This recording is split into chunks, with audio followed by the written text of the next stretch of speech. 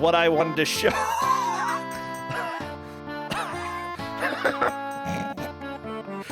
Welcome to this morning. I don't know. I've woken up, I swear, okay? I woke up, I'm here. Apparently it's one of those days where everything is going wrong. Look, I got 3 eyelashes in my eye, okay, right before the stream, and I had to deal with it. And, 99% of the time I get 0 eyelashes in my eye. But today, they just ganged up and popped in. I don't know how it happened. It did. Okay, anyways, whatever. Let's go ahead and reveal. I'm the GM. I'm gonna go ahead and kick some butt today. And you know what? I was thinking of games that... What was I thinking about? Games that I wanted to give from my childhood. Things that I think were actually kind of okay for the time, but definitely were not okay as time moved on. So I'm not sure this game was even okay at the time. Oh, it was fine. So an Atari 800 game, exactly Amazing Toaster. However, I didn't actually show this when I was doing 800 games the other day. This is called Biffdrop. Yeah, that's right. What's Biffdrop, you might ask?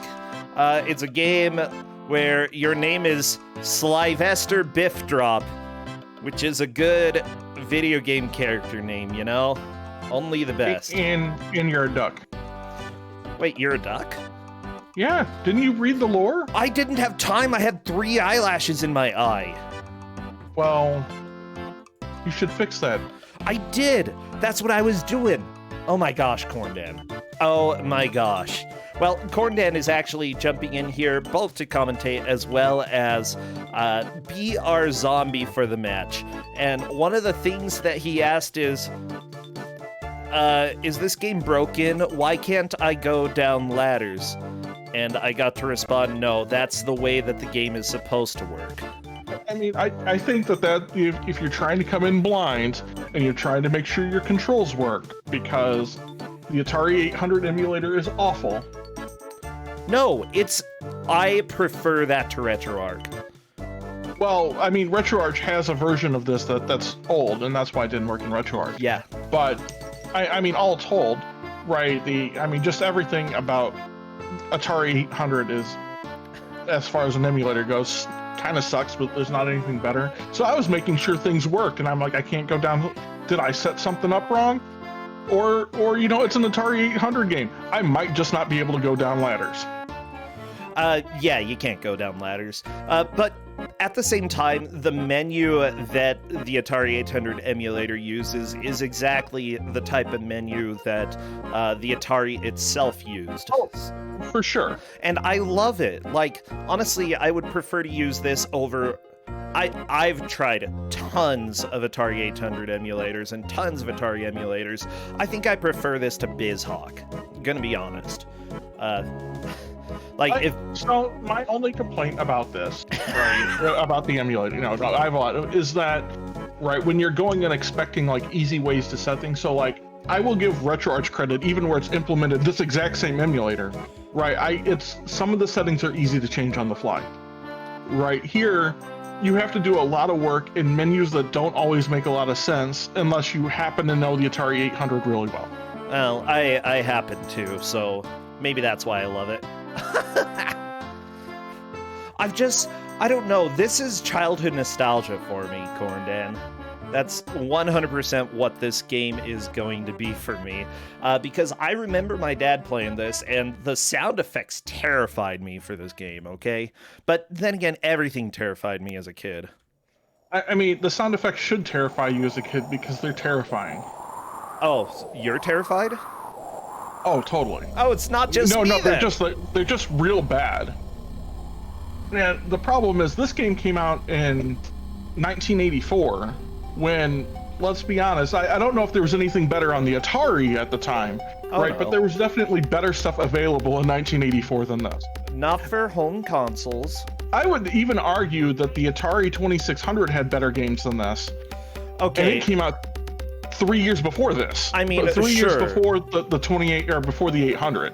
I mean, sure, you've got games like Pitfall, which were made by a development studio. You've got games like, Dig Dug was made, again, by a development studio. Biffdrop was made by one guy named J.D. Caston. Okay, and if you're having one guy put a game together, you take what you get. And what we're taking is Biffdrop. I mean, but there are other games that were done by one guy that were good. Like Adventure was done by one guy. Yeah, but that honestly is less visually impressive than this. And it's not a platformer. Okay, making a platformer for the Atari is like making ice cream with mud. It's not possible. You can't do it very well. Ice cream maker. I can make an ice cream out of mud. Well, yeah, but nobody's gonna want to eat it. Well, you'd probably do it on a dare. I mean, yeah. I don't know, I like ice cream. But yeah, I mean, in general, no, this is definitely a game that has not aged well. Let's be honest. Yeah, I'd say... In the 30 seconds I have played it, I'm still arguing good for the time, not good for the present at all. However...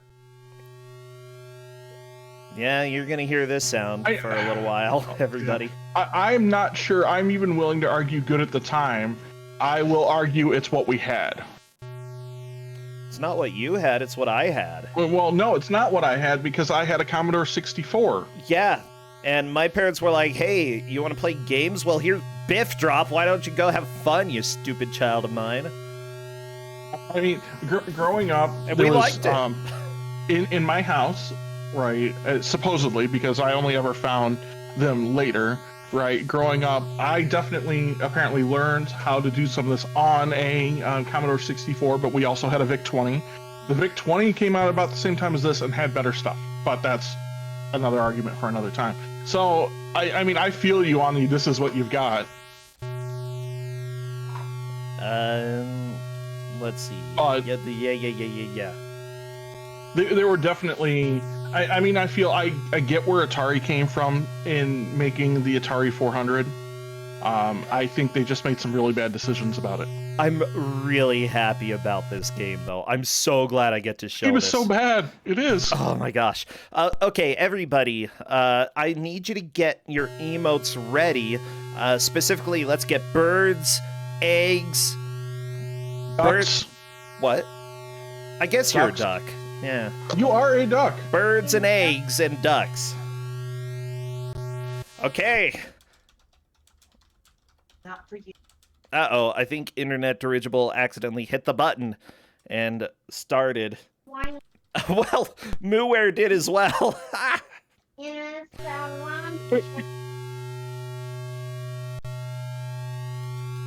Well, you know, those things happen.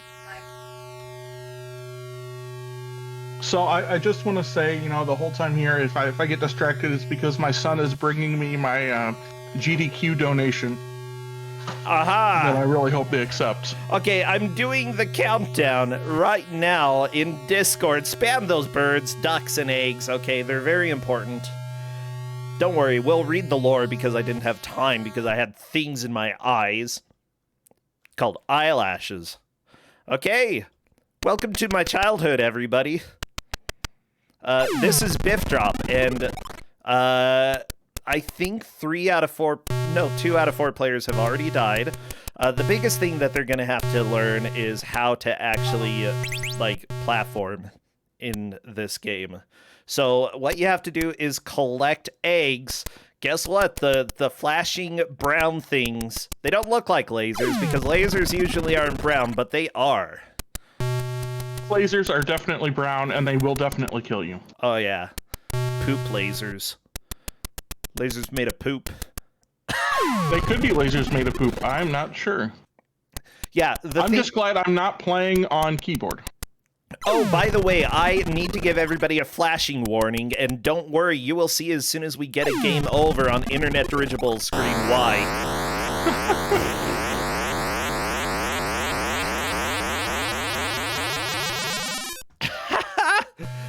Well, yeah, it was definitely in the title, but yeah, I figured saying it out loud would be a good idea too. Probably a good idea. Oh yeah. So as you can tell, you are a Biff. I mean, no, you're a Slyvester. Your name is Slyvester Biffdrop. You're a Biffdrop. Okay. Cadis actually shared the lore, so let me go ahead and read this. Wow, this stuff really hits the spot, declared Slyvester Biffdrop as he slurped down his last drop of Diet Crab Cola. He was enjoying every minute of his vacation at Baloney Beach. Lying in the sun, getting a Xanthix tan was Sly's favorite sport. This vacation, as well deserved after surviving his many perils in Escape from Epsilon, which we're not going to talk about that game right now. But the relaxation was soon to end. Phone call for Mr. Biffdrop, cried a small boy from a nearby payphone. Sly quickly disposed of his crab cola bottle and ran to the phone. Hello, he panted. Hi, Sly, a voice returned. This is your Aunt Icht. Now listen, I didn't send you to Baloney Beach just so you could get a Xanthic tan. Go down to Gull's Grotto and get that ring back for the museum. Bye, Sly. Click. No. It didn't say he was a duck. Other publications have laid out he is in fact a duck. Oh my gosh, the game over music is too good. Which is why you can glide. Mooware, by the way, on to the second stage. The thing is, you really have to learn how to deal with these ladders because they are a huge pain in the butt. Mooware just looking a little bit to see what he needs to do, which is a good idea. There is no time limit for this game, so taking your time is a good idea. Just go a little bit slow. Oh my gosh. When's the game over music going to be on Spotify? Don't worry about it. So yeah, Corndan, what are your thoughts here? Because you're on level 2 as well. Damn, it's a very simple sort of game. Okay. Right. That is kind of BS. Yeah. Why so? So the game just doesn't care, like, oh, you moved that or didn't move, right? The hitboxes are not particularly great. You can do things like get yourself caught in that area there, like where I was just at, and die. Yep. It does this. You know, it does that. Yeah, it definitely does that. The birds, sometimes they hit you, sometimes they don't. The fact that you can't go down ladders, like, that bird didn't even touch me and I died, but whatever. Okay. I mean, it's better to... You can kind of use that to your advantage in some ways. Like the bird that's going horizontal that comes by, if you just start your jump there, you'll miss it. Yes. Oh, your like floating stuff you have to be real careful with, like when you're trying to get that second egg there, because clearly you'll just why am I even going that way? I don't need to anymore. You'll just get like roasted by the laser. Oh, you know, yeah. these things just happen. Murmunix is dealing with jumping into the ceiling, which happens a lot in Gull's Grotto here. Yeah, it's not real good. I mean, for, I think, like you said, an effort by a 16-year-old, right, where this is what they had, you know, not so bad. Wait, was this made by, was he 16? That's what somebody said in chat. Oh my gosh, if he was 16 and made this game, he is fantastic. My favorite already, okay? Well, I mean, he would have made 2 games, right? Because Escape from Epsilon was before this, yeah. Which was sort of on my list of consideration. Oh, apparently this is his 4th game. This is definitely more interesting, I think, than Escape from Epsilon. So I kind of put this in the same way as like Lost in Plantinus. Yeah. Hey, for like an effort for people who didn't have like what they needed and all of that to do it, it's not bad. But I think right, and it's just real simple. But there's a lot of things here that just don't work real well, combined. And I don't know if part of this is like the Atari 800 can't do anything more. If that, Yeah. Or the author didn't do any more. And I mean, if think you're going to school and you've got projects due, what are you going to do? Make this or, prepare for your math test? My answer would be make this, but still, My answer would definitely be prepare for the math test, because I think that'd get you further. Wow. That's why you're an engineer and why I went into English. So, by the way, the page that we had did have hints about how to play this game. The hints: get to know Sly, test his limits to see just how much he can do. Honestly, there are a lot of tricky jumps, especially later on. Room 2 already has quite a few. So that's not a huge surprise. Sly is a duck and has wings, so he can fly to a limited extent while in midair. Practice controlling his jumps and falls. When you come to a new room, position Sly in a safe spot and figure out a strategy for that room. If you can't find a way to get through the room, have someone else take a look at the situation with a fresh point of view. That's cheating. He says, if you can't figure it out, cheat. Yeah. Well, Guess what? Did you pass your math exams, JD? Huh? Okay. It is possible to get the ring. Please do not call Antic for the solution. They're specifically like, we do not want your calls. We are not going to talk to you. Do not reach out to the Antic archive because we're not going to help you. Well, I mean, I think that's reasonable. And people are mentioning in chat about TI Basic. Oh, no, I absolutely programmed a lot in TI Basic because I needed to. So I definitely made stuff. I even did some stuff in the assembly when you could break open some of the calculators to do the assembly programming. So there's some really good stuff you can do with that, like if you're pushing the hardware. Some of the stuff, I think the problems I partially have with this is things where I just don't know what's hardware and what's not. Right? Like some of the issues we're seeing, could the hardware have done more than it is? Honestly. And look, you do assembly, right, because, you can push the hardware to a bigger limit, right? going from really simple programs in TI Basic to essentially Doom. I think we had a copy of Doom or something close to Doom on my sister's TI-86. So, I'm taking a look at some of the other games that did come out in 1984 because there were quite a few. The NES was really just starting. Balloon Fight came out that year. There were some decent platformers, but all of the decent platformers were on Nintendo. However, there were also other games like Highlight that came out that year.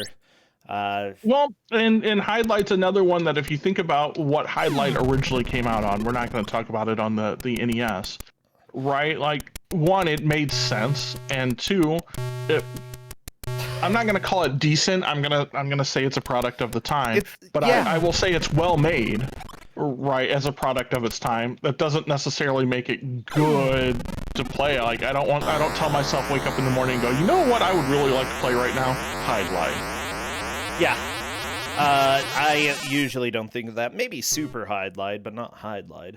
But when I think of like computer RPGs, right? And the way things go, like Highlight, totally product of the time. Yeah, I'd agree. Well, in 1984, the game that essentially won Computer Game of the Year was Q*bert. And no, Q*bert's dumb, okay? So imagine that is the pinnacle of video gaming, Q*bert. So honestly, this is a little bit lower than Q*bert, but I'd say not very far. I'd rather play this than Q*bert any day. I would rather play Q*bert. Well, I like Q*bert. wow. Okay. Strong opinions there. But then again, the game over screen for this game, or the game over quote-unquote music, really terrified me as a kid in this game. Q*bert didn't terrify me, he just looked gross. Come on, this game you get to be a very ugly duck. I mean, if Q*bert were on the Atari 8-bit systems, right, or 8-bit computers, right, I bet Q*bert would also look like a very ugly duck. Yeah. Well, it was on Atari. I probably have a copy of it somewhere. Thank you, Novasol, for the sub there. Q*bert is a hideous boy. I mean, this is Atari 800. Honestly, I'd say probably the pinnacle of the Atari 800 was Ball Blazer. Yeah, by Ball Blazer LucasArts. is real good. I wouldn't say that the graphics... Well, I mean, it's 3D-ish. The music is amazing. It's an enjoyable game. Absolutely a blast. What I will give Ball Blazer, where Ball Blazer deserves a lot of credit, right? And I don't remember the year it came out, but Ball Blazer pushed the system a lot farther than anybody else could at the time. It came out the same year. Okay, so when we were talking about, like, this was good for Atari, Atari 800 at the time. No, that's not true. Ball Blazer was. Yeah, except that they had 3 different development companies working on Ball Blazer, Corndan. This is one 16-year-old. And this is honestly what a lot of people got, Back in that day, there were a lot of games that came out that essentially were just shared or printed in magazines. They weren't fancy stuff. So, we're getting a solitary person making this game as opposed to all of LucasArts and Pony Canyon and Program Techniques working on Ball Blazer. My whole comment on that, though, is that, right, like, what was capable on the Atari 800, right, was a lot more than this. Well, yeah, for sure. But, yeah, anyways, that I'll go to bat for this, Corndan. I know. Even though I kind of hated it as a just kid. Because. Oh, I know. We can argue about this all day. And I kind of agree with you. You kind of agree with me. It's just fun to argue. Like, I feel this is impressive in the same sense of, like, the Demon Rush, right? I can't call any of it good by any stretch of the imagination, but right, for like a one-man operation, there's a lot of skills you have to learn, right, for a single one-man operation. This is better than the Demon Rush. I'm gonna go ahead and say that. It's more enjoyable to play. I don't know. There's definitely something about the Demon Rush that's sort of enjoyable and how bad it is. Well, I know. I've done speedruns. I played the remaster, if you want to call it that. Oh, Corndan got stuck in the ceiling again. See, that's not a bug, it's a feature. And actually, I know that like, my dad actually tried to make games for the Atari 800, and making it so that you stopped when jumping into a block was actually kind of hard. And I know this because he made a very simple game that he called Blocks, and a lot of the times you jump into blocks and they disappear, including the end goal. I mean, I can definitely say in high school, and I wish I could find it because it would just be interesting. I definitely did with it with a couple of us. There were a couple of us in high school that made, now, right, long since out of this, right, we had a computer programming class in high school that was effectively DOS. And so we made our own vertical shoot 'em up, right, that was way better than this. Yeah. But that was an assignment. This kid. Oh, no, it really wasn't. Oh, okay. I got confused. I mean, it was in the sense of, like, we did it during the class, right? It was an interesting class that the teacher didn't really know C++ very well. Okay. And the way they had laid it out, a lot of the honors kids ended up taking this programming class because it was first period, and a bunch of us had like siblings who were going to school with us at the time, so we couldn't just like come in late. And so we took it because we had to be here. Well, we just basically started, pushing all of us, well, I can do this, so what can you do, sort of thing, right? Yeah. And so we kind of got through everything he had to teach us in like October. And so he would just sort of give us challenges and whatever. Well, eventually he just left us to our own devices because, right, all of us being competitive just started like one-upping each other. And then he found that was better for us because then we would start going to like learn sort of things to go do it. Oh, I like love we it. We learned sound libraries and graphics libraries and like everything that you would need to do to produce a game. Oh, so no! we did. Oh, Corndan, the bird. It was. And at the end of the year, it was a vertical shoot 'em up that had like its own like fancy like attack animations and own sound. It had a primitive database. Internet Dirigible starts room 3 and immediately gets dumped into the spikes. I love it. Well, I mean, they deserve that. And I will say, it's actually really hard to play this and commentate at the same time. Oh, yeah.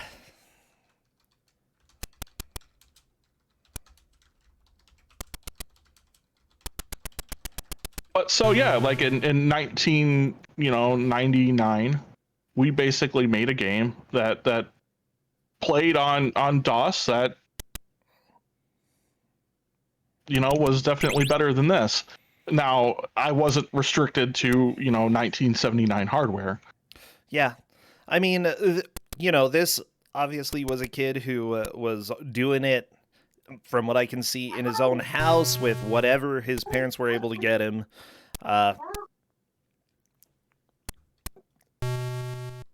Yeah, and whereas you were in a state-of-the-art high school... Oh, no, I they wasn't. probably already had, like, iPads. So, the computers we had to work on were basically whatever we could salvage. So the high power computer I salvaged from like 6 other computers worth of parts. So it was a 486 DX4100, and that was like the super fancy one. Most of them were like 386s, and the good computer, if you could get to it, was a 4666. Yeah, I do remember... Which is funny, because I'm actually in the market for one of those if I can find it again. Maybe you should call up your old high school and be like, hey, you remember those computers? It's only 1,000 miles away. Whatever, they'll ship it. But I am looking, just in my love for old, terrible DOS stuff, right, where I've been playing a lot of that. I've definitely been looking to pick up stuff to make a fairly decent DOS computer to play stuff on. Mm-hmm.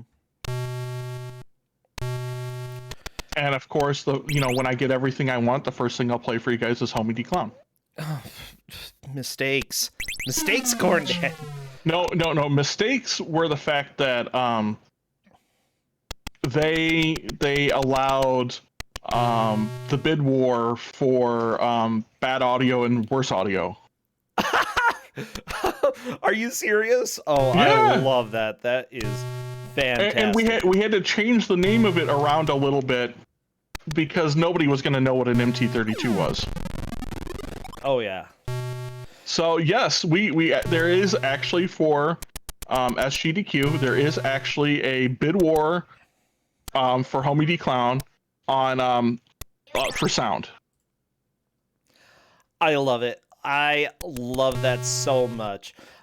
By the way, I'm taking a look. One of the cool things about this game was that it was in a magazine. It was shipped with the magazine. This is one of those that they had the code in the magazine for you to type into your computer, and then run it. And this is the game that would come out. So this was specifically like a chance for people to learn a little bit of the basic programming by entering it in themselves. Like, I'm such a huge fan of this, Cordan. I know you are. Yeah.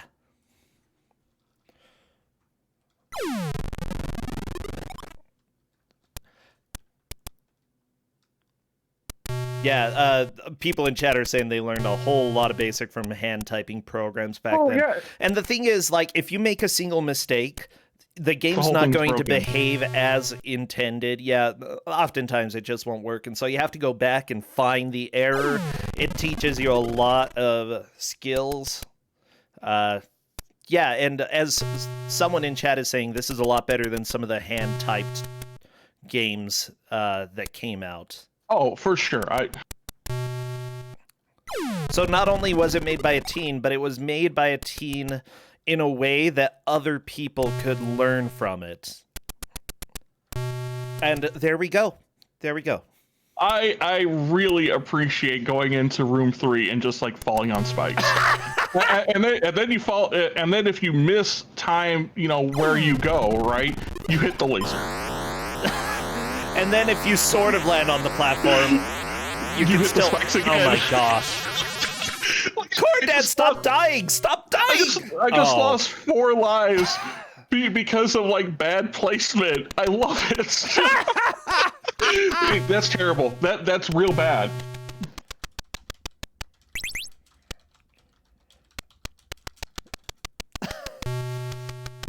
But for the time. Oh no! Unfortunately, your jump is pretty much one jump. Holding the button, I don't believe makes any difference at all to your... It does? It absolutely does. What? Holding the button, it doesn't give you height, it gives you length. Oh, it makes you stay up in the air longer. Okay. Yeah. However, if you do hold it a little bit too long, it can be a little tricky avoiding some of the lasers, as Internet Dirigible is finding out periodically. But it looks like Munix and Mooware are both on room 3, and game over! Yeah, that's right, room 3 is rough. Oh no, my cousin Gordon is in chat. He says, no, I remember this game. This was bad for the time. See, I'm no. not the only one arguing that. Look, he was 16 years old, Gordon. I'm willing to concede. Imagine a baby making a video game, huh? Do you think it's going to be, like, shiny and perfect? Well, Depends on the We baby. Yeah. I mean, and it depends on when, too, right? Like, click and play tools have been around a long time. I made click and play games once upon a time.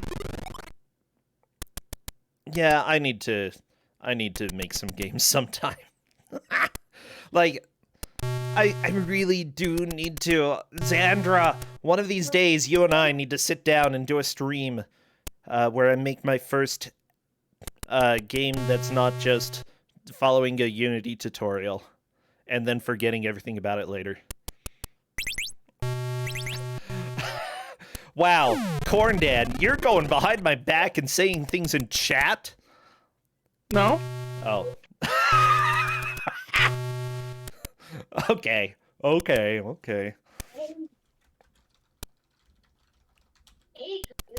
kidding me? I've given up on trying the gamepad because it doesn't want to accept all my inputs, and I'm playing on keyboard. You think you think I can play? Heck, I can't play this and commentate. You think I can play this and type in chat? I saw you type in chat. Did you? No. Oh, it was Royal Blue Wizard. Wait, how did I confuse you two, not in voice, but in... What the crap is happening to me? Yeah, usually it's when I hear Royal Blue Wizard that I get them confused. I may have accidentally taken 2 doses of my ADHD meds. I don't know, so that may explain a lot of what you're going to see today. Oh, we'll have to see. We will absolutely see later. Oh, I'm having a lot of fun, though. Anyways, the thing is, the guy who made this, apparently he was working on a game called Operation Omega at that time. A super expansion for the game, Escape from Ypsilon. I don't know if it ever came out. When Caston finishes the game, it will be his first major machine language program and contain nearly 750 scrolling screens. Well, if that were true for the time, that would be really impressive. Yeah, I don't think he ever finished. And honestly, you know, I've played a little bit of Escape from Ypsilon, and I wouldn't necessarily say that was too impressive. This game is much more impressive.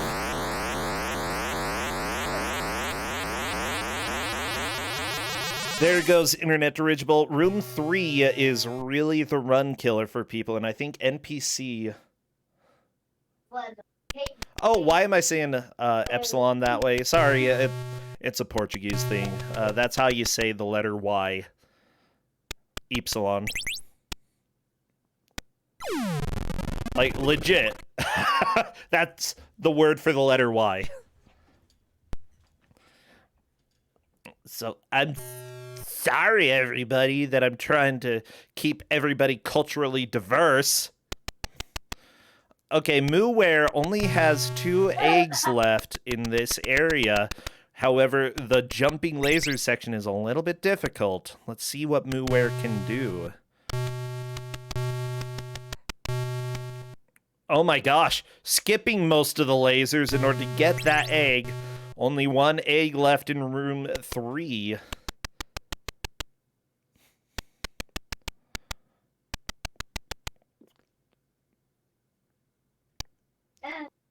Oh my gosh. At this point in time, it's just easier to game over and get all your lives back.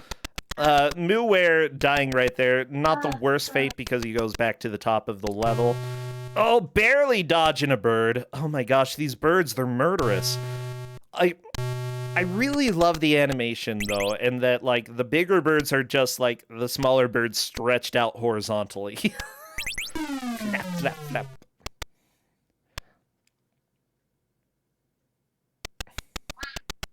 Whack. Whack. Was that a corn child making duck noises? Yeah. Oh my gosh. He's the best. Whack. Quack, quack, quack. I mean, you know, he makes duck noises sometimes. This is like the perfect time to make duck noises. Well, I mean, so do I. I make duck noises like all the time. Whack. Whack.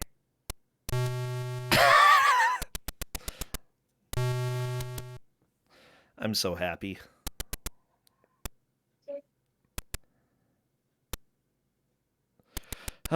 Anyways, everybody, this is Ku5ogrande. We are half an hour into this. Remember, whoever makes the most progress at any given point in the match takes the victory. And Mooware has actually collected all of the eggs in room 3. Moving on to room 4. This is the high water mark for him.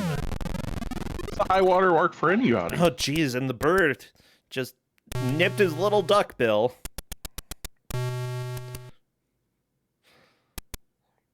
So Mooware's going to have to figure out how to get to the top left ladder and then navigate back. Oh no, the dodges! Wow, that was a little intense. Yeah, that jump was a little bit tricky. Now, one person who has played quite a bit of this is NPC, because I made him. and he's got some select words to say about the game. I mean, I definitely have words to say about this game, and they all start with they're not good. I mean, I guess the words might not be good, but the game is not good. Fine, maybe I should submit this to Big Bad Gameathon. You should. Submissions are due by the end of the month this upcoming week. You should submit this to Big Bad Gameathon. Yeah, and maybe people should consider submitting other games. Like, I feel like this is definitely a learnable game. Oh, yeah. I mean, it doesn't look like anything is RNG.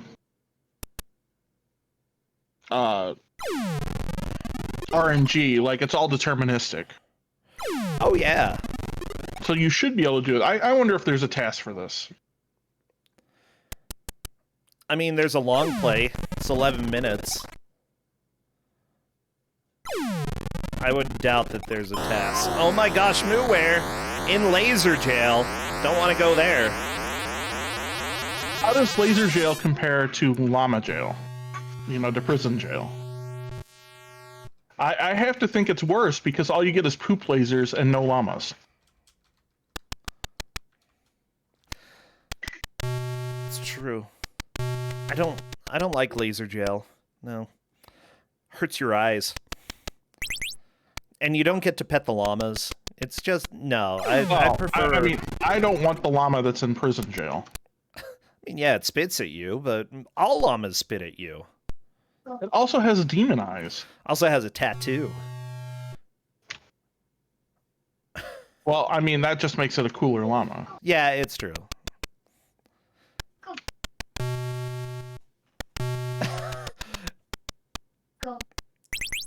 Oh. Yeah, one thing that I want to say as well about a lot of Atari games, that a lot of them were very abstract, especially when you got to more of the independent games that came out, because it was hard to make graphics that actually looked like stuff. So they had to, they're like, well, I can make a white oval. I guess we're going to have eggs there. And you know, my character, I could say he's a duck. Like, I didn't mean for him to be a duck, but yeah, he's a duck. So there we go. There's our story. You're collecting eggs in order to get a ring. I don't know. Yeah, which makes you think to yourself, like, right, Drelbs wasn't even that abstract. For the time? Oh no, it made perfect sense. It was about par for the course.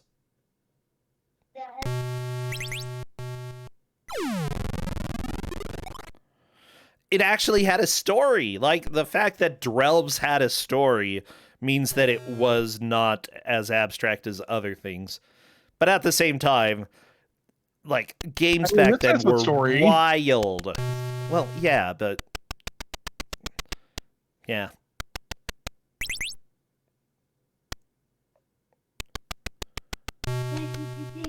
To be... Karozzy is saying this is a year after the Atari 800 version of Drelbs. To be fair, this is easier to control than Drelbs was. Drelbs, it was very easy to accidentally step too much, go the wrong directions. I love the game, but it is very difficult to control.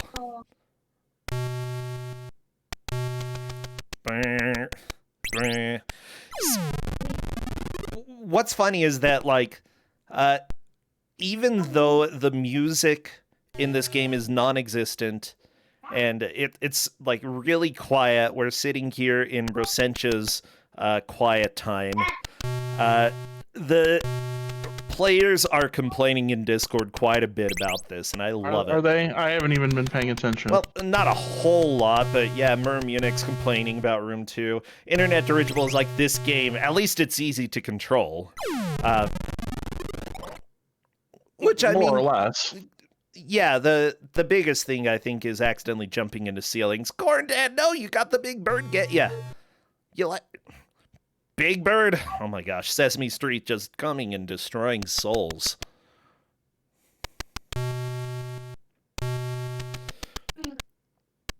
Yeah, but the fact that there is no randomness, as far as I can tell, that everything is set, means that it's very much a game that is relatively easy to learn how I to think play. so. And like everybody is making more and more progress. The biggest thing Oh, is they that are. they going to be patient enough in order to get caught back up to where they were?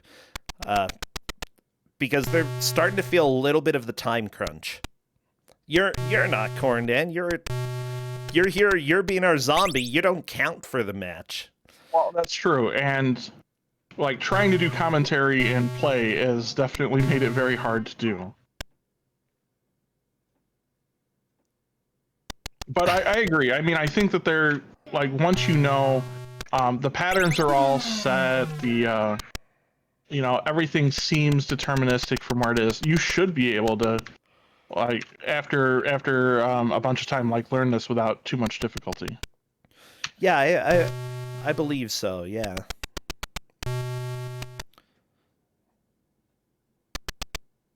Like, compare this to Drelbs. Drelbs was chaos in a can.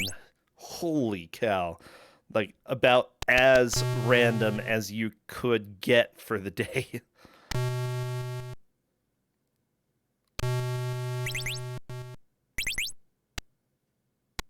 Oh, no. I love Drelbs. I could play that for the rest of my life. Replace all video games with Drelbs. There we go. Perfect What utopia. you mean to say is you could play it for about 20 minutes before you start raging at it. No, I don't rage. I just, well, okay. Yeah, you do when you get to like level like 6 and up. It's more I scream in terror because holy crap, it moves way too fast.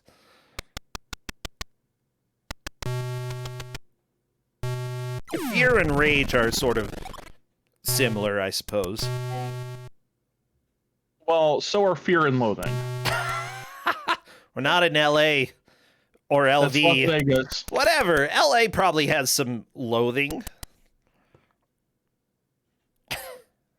Have you ever been to LA? I'm sure they loathe. Yes, I have been to LA.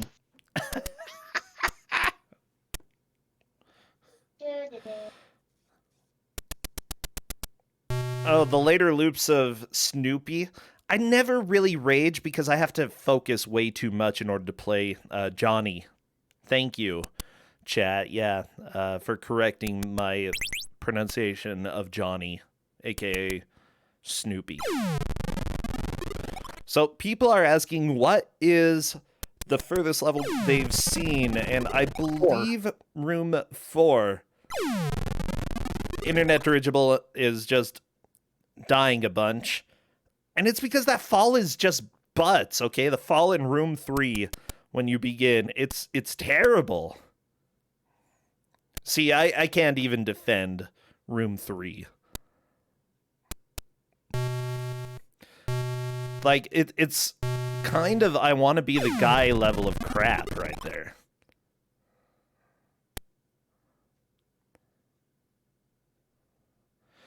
Cadis is pointing out, yeah, the green stuff on Mooware's screen, essentially they put a green rectangle on there. Oh, apparently there's jelly cubes. I didn't know that. Sky can walk and fall through these, but you can't see Sly when he's in one. Hard cubes. They look like jelly cubes, but Sly cannot penetrate them.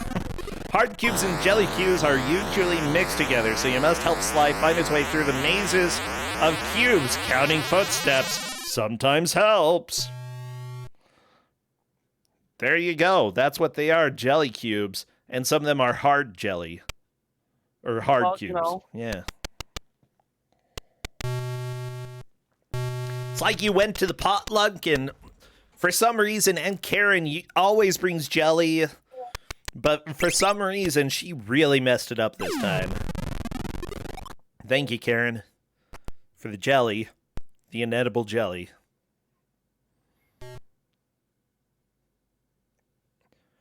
Oh. You know, people are saying that the hidden fall maze would make them delete it. I don't think that part is necessarily too bad. The only bad thing is if birds are going through any of those maze sections, which it happens at the end of Mooware's screen there. It's just, you have to think of them as platforms that you can kind of go through in some places. It's like secret tunnels.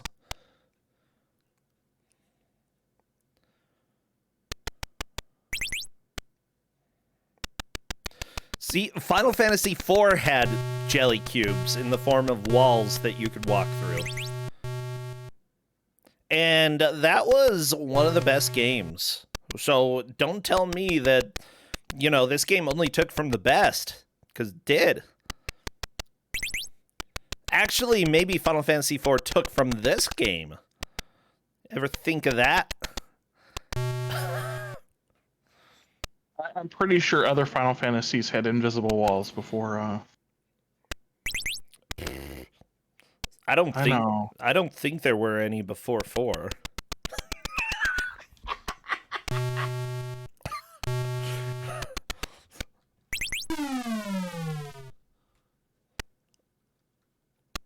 That's probably the dumbest thing I've said all day. I've said a lot of dumb things, too. I don't think it's anywhere close to the dumbest thing you've said all day. I don't know.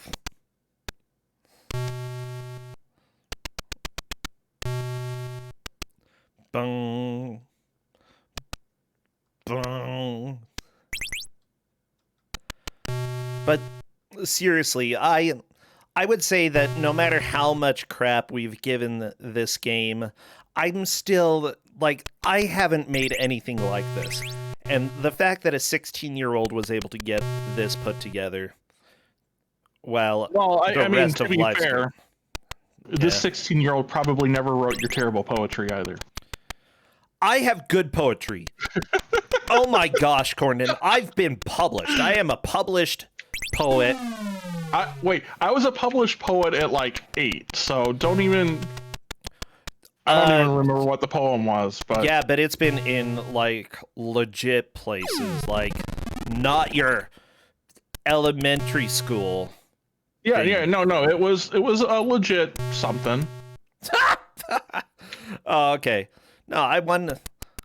Did I win money? No, they stopped giving money that year that I won first place for both poetry and creative nonfiction. That's right, nonfiction can get creative at times. But yeah, that was as an undergrad at the university, and then I've had poetry in a small local collection. No, a couple of them, and a book. I should write more. I mean, I too am a published author, so... You're a published author? Yeah. What did you write? The Guide to Trashing on Bros Video Games? Well, I mean, that's just self-evident. No, I've published a bunch of scientific papers. Oh, yeah. And I hold a bunch of patents. Oh, really? Toilet paper? Do you own that? No, I don't own toilet paper. Well, you could have been a millionaire this year. I own how to control a turbocharger. Oh, I don't know how to do that. I don't need to. Corndad, you're not going to make money off of that. I don't use it. Well, you don't use it, but trucks do. Well, I'm not going to buy a truck. Although maybe I will now that I could say, hey, my friend Corndad is making money off of my turbocharger here. As part of everything, because it was through work, I had to sell the patent. Oh. Well, that's unfortunate. Do you have any active patents? Well, I mean, that one is active. My name is on it. Oh. You should have been toilet paper, Corndad. Well, I'm pretty sure toilet paper got invented a long time before me. Invent a different style of toilet paper then. Instead of rolled up, maybe just wadded up. A wad of toilet paper. There we go. Patent. Millionaire.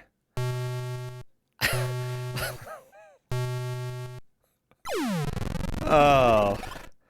Hey, Hey, Mooware is moving on to room 4. Very nice. I feel like Mooware is still in the lead at this point, and everybody else is getting fairly close. Considering the points that people have right now, essentially, they need to take first if they want to get into the bracket. No, they absolutely have to take first. Oh, accordion-style toilet paper. Ooh. Right, because second won't even be enough points to be even maybe a tiebreak. So these are definitely the ones. If you don't get first, that's it. It doesn't matter. But first, we'll absolutely get you into. Oh no! Internet reachable. Yeah, from what I see, they have 21 points, so I feel like first, like, they have to get first. First will get you to 31. Yeah, first will get you to 31, which, and everything we've done is safe. Second will get you to 28. 28, which will not be enough. Yeah, so they have to get first here. Fortunately, this game moves fast enough, or rather, we all die fast enough. Yeah, honestly... Right? Even with like 15 minutes left, you can still get in a couple of really good attempts. Yeah, I would agree there. There is still plenty of time for people to make a comeback. All you need is one good push. Just one good push, and then you have a chance. I still really like watching this game, though. I love it. I love the sound effects. This is what my childhood sounded like. Then my dad talked to me, he said, "Brong, brong." I'm like, okay, Dad. Yeah, thanks. And then the background noise to your childhood was the entertainer. Yeah. Actually, my grandma would always play the entertainer on her organ. She owned an organ, and yeah, she loved playing that. So you're right. It was the entertainer, and then my dad going, "Bwah, bwah."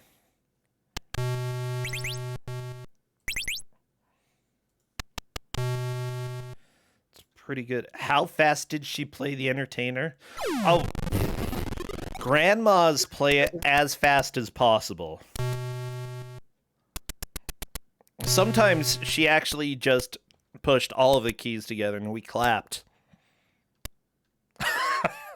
Like, wow, that was the fastest rendition yet. Great entertainer, Grandma. Did it just sound like frogs? A little bit, yeah. Oh my gosh, I'm not talking about body organs. I'm talking about electric organs that play music, okay, like a keyboard.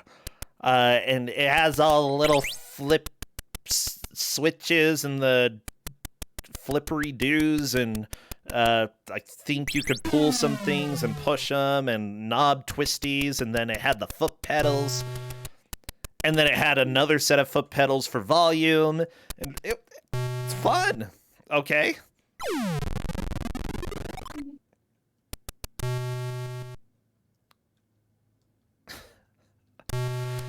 I wonder what he says when he jumps. Is it a... I don't know.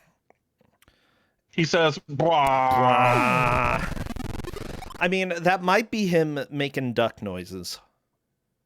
I mean, it could be. I mean, it's Sylvester. Right. He's a duck. Well, they tell us he's a duck. Sylvester Biffdrop. Yeah. What a crappy name. Okay, look, if you're 16 years old and you're going to make a main character for a video game, don't name them Sylvester Biffdrop. There are other names like Kent. Buckle? Kent Buckle, yeah. I'd say Kent Buckle is a better name than Sylvester Biffdrop. Steve, there we go, Steve. Yeah. You know what? Sylvester Biffdrop, though, totally on brand for the D. Yeah, I would say so.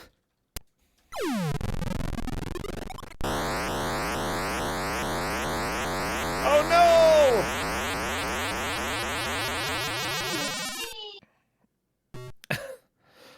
Biffdrop. Gonna drop in the Biffdrop. Bop, bop, bop, ba, da, Biffdrop. Gonna go to the Biffdrop. Steven. Nah, I don't like Steven. Blah. Blah. Okay, so let me read another section of this interview with, or the information about the game in the magazine. Staring in Caston's last 2 action games. Oh my gosh, they didn't say starring, they said staring. Staring in Caston's last 2 action games is the dauntless Slyvester Biffdrop, not spelled Sylvester. Unfortunately, when Antic published Epsilon, the author didn't inform us that Sly is a duck. So we illustrated the program with an Indiana Jones type hero. In Operation Omega, Sly will be joined by a flying rodent named Oswald Dipthello. Oswald Dipthello. Oh my gosh, that is a name. Whew. This guy, right, should have coordinated with the D. Oh, I love this guy. Oswald Dipthello. Let's see if I can find information about Oswald Dipthello. Nope, the only information about that character is about Biffdrop. The second game appears never to have been made. Not the second Biffdrop, but the second Escape from Epsilon. I mean, I wonder if this guy's related to the D. I don't know. If the D's last name is Caston, and he lives in Eugene, Oregon. That's not Canada.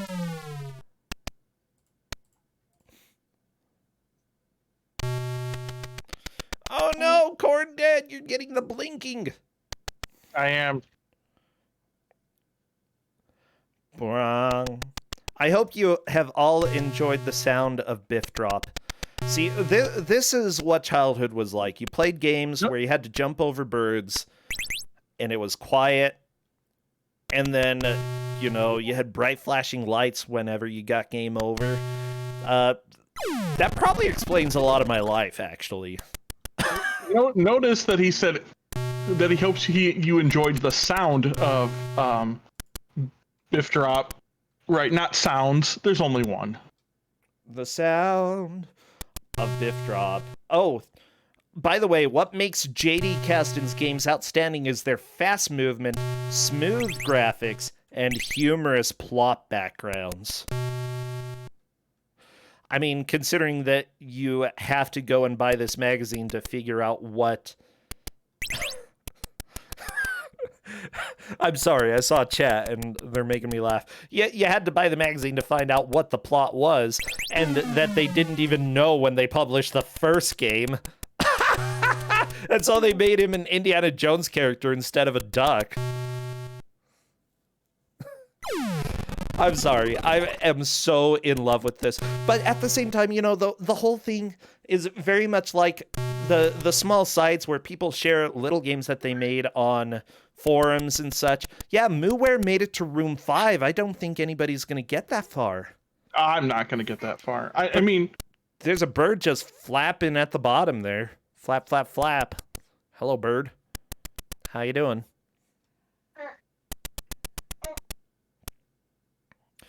I mean, I'll be lucky if I make it back to 3. Come on, just Biffdrop. That's all you got to do. I have been biffing the drop, so... Very nice.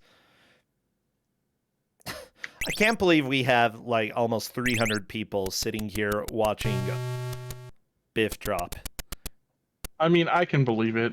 It's not the worst thing we've ever had on Ku5ogrande. Oh, no, but just imagine you're this young kid who doesn't even know that the internet's going to be a thing. And thinking, a handful of people are going to play this, maybe like 20, 30 people. And here, what's that? It got published. So yeah, but you had to type it in. It could have been seen by like 100 people. Yeah, but honestly, if anything that I made back when I was a teenager was seen by everybody, I would probably be embarrassed first off because I didn't make. Oh my gosh, I read some of my like high school poetry and it is crap, so bad. But this Chat's is. asking me what I think the worst game we've had on Ku5ogrande is. Unequivocally, it's Miami Vice. Oh, I thought you were gonna say Spiss Popped. I mean, that also ranks up there. Wow, you've got a lot of strong opinions about Miami Vice. I don't think it was as bad as you make it out to be. Just that you didn't play it. Heck yeah, I didn't.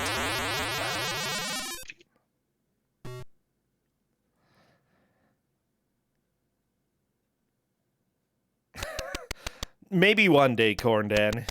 You never know. And Miami Vice on mouse controls was even bad. It was even worse. Yeah, well, I mean, I've got to play Pears and Grey Witch. I've got to... I don't know. I definitely think Pears and Grey Witch was better than Miami Vice. I feel like... Was it better than... yeah, I mean, Spiss Popped up there is definitely real bad. I mean, it weren't... Yeah, Spiss Pop definitely wins the worst music award for Ku5ogrande, is what I'd say. I don't know. Homie What D about Clown had Homie D that. Clown? Nope. I'd rather listen to Homie D Clown than Spiss Popped. All right, that's fair. I can. Mooware on to room 6? Yeah, this looks like a nightmare and a half. Oh my gosh. The giant birds!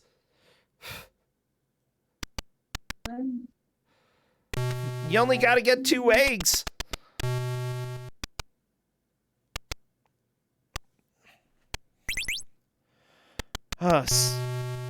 Oh my gosh.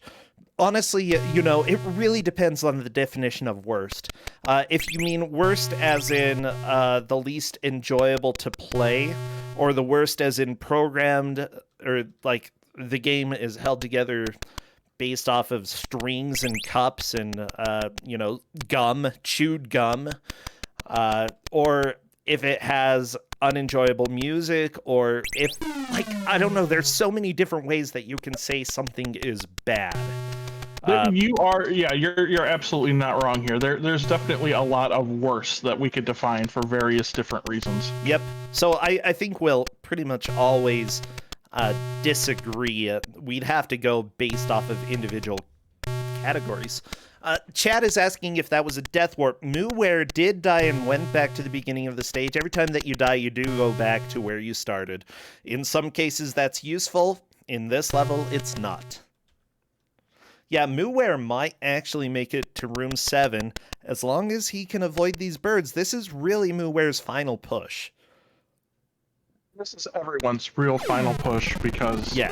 there's only like a minute left. Yep. Like, I'm not going to get anywhere in a minute. Oh my gosh, we're gonna see room 7! What is it?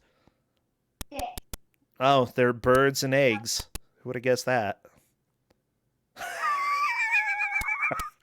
Yeah, I don't like this room.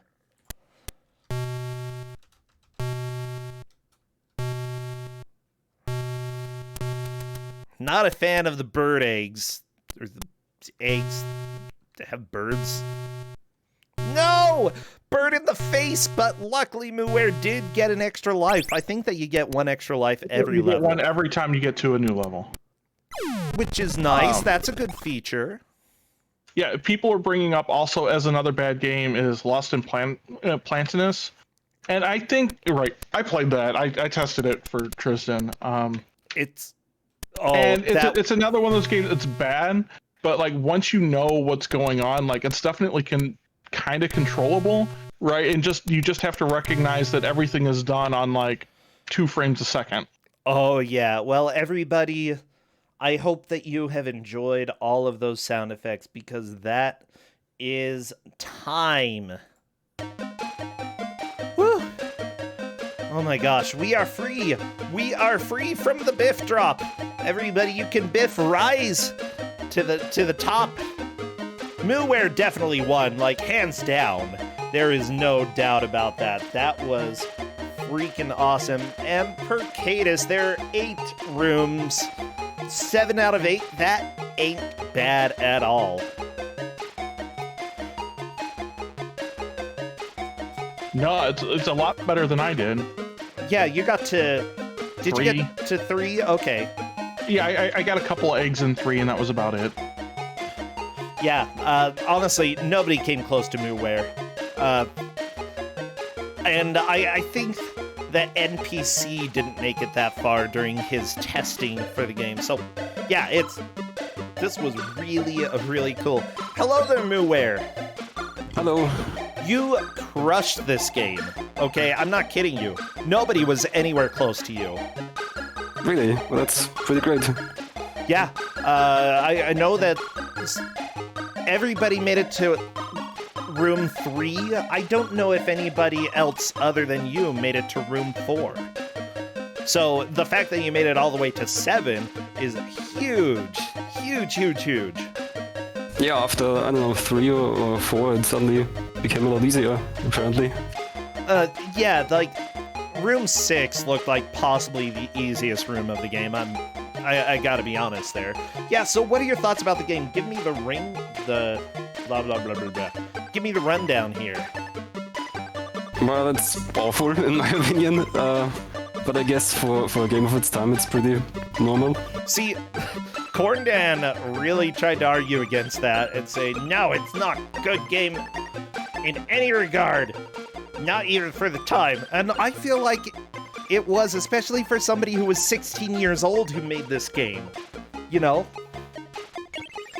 We've seen people... Well, I barely played any games of that area, I think, but that's my general impression of like Atari games. And the was it last game? No, but I also had to play Caves of Doom on ZX Spectrum here, and this is very much giving me the same impression. Yeah, of these bedroom coder games. There's definitely stuff of this era, right, that is very good, and there's definitely stuff of this era that is very not good, right? And you know, I mean, I will give credit for the fact it was done by one guy, but the game's not good. One guy, 16-year-old. Look, this is better than Bunny Race that was made years later by a single person, which was a lot of fun as well. No, it wasn't me. I didn't make it. Ah! Wow. They're accusing me of making this game. No, I didn't. Although... Yeah, this game is better than whatever Bro Central would come up with. Wow. Oh, those are fighting words.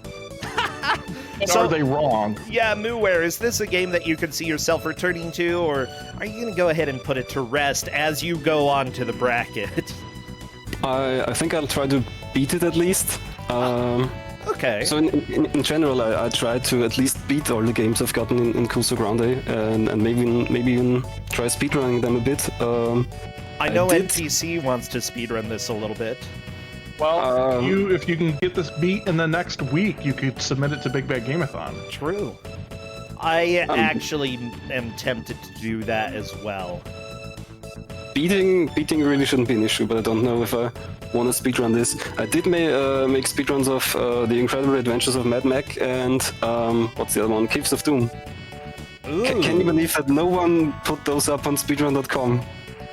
Yeah, I can kind of believe it. I can kind of believe that, yeah. Seriously, that was a lot of fun to watch. It was great to see you get all of that way through it.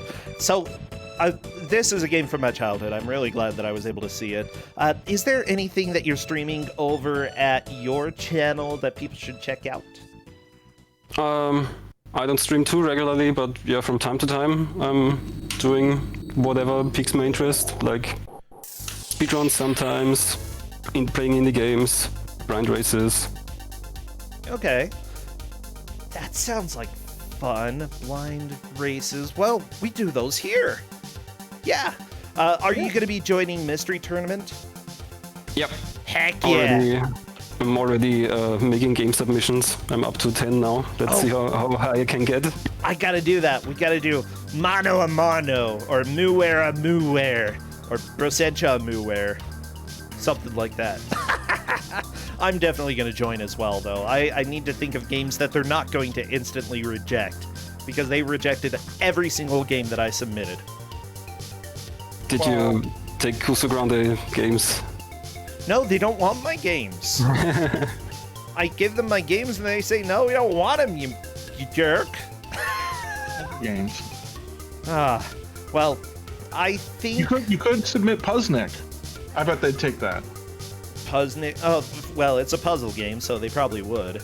Oh, do I have any bad puzzle games that I could give? The thing, like, okay, Mystery Tournament doesn't only have to be good games. They can have games of all kinds. It's just that if I submit it, they refuse. It just has to make a good race, I think. So it could be a Kuso game as long as it's fun to race. Yeah, we've had like hundreds of those. Okay, Muware, thank you so much. Ku5ogrande, thank you for joining me and for being our zombie for the match. It was a fantastic watch. Thank you both and take care. All right, bye. Bye. Oh, everybody, thank you so much. I want to thank Yagamoth as well for that big raid. I wasn't able to say anything because I didn't notice. That's usually a good reason for not saying something about something. Thank you so much. Huge shout out to all the people who have subscribed and dropped bits. You're helping feed me and you're helping us buy the over $2,000 worth of prizes that we do every year. Speaking of that, last year the grand prize was $500 and Andy claimed that 2 times in a row, but it's going to be somebody else who claims first place due to him being eliminated yesterday. It's kind of exciting. Like, I feel bad for Andy because I love seeing him, but oh geez, we are going to have someone new be the champion this year. Dolores Fred, thank you for gifting that sub. I'm going to go ahead and run to an ad, and I will be right back as I do a little setup. See you in 1 minute. Yeah, and keep me fed. Thanks.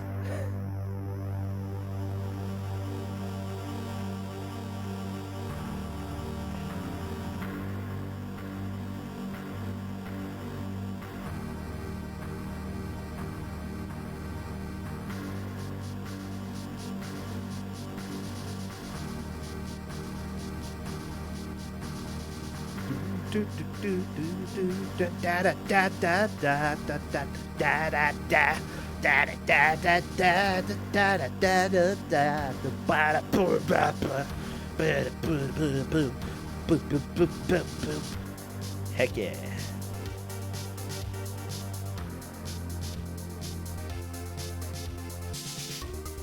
Do do do do. Do do do.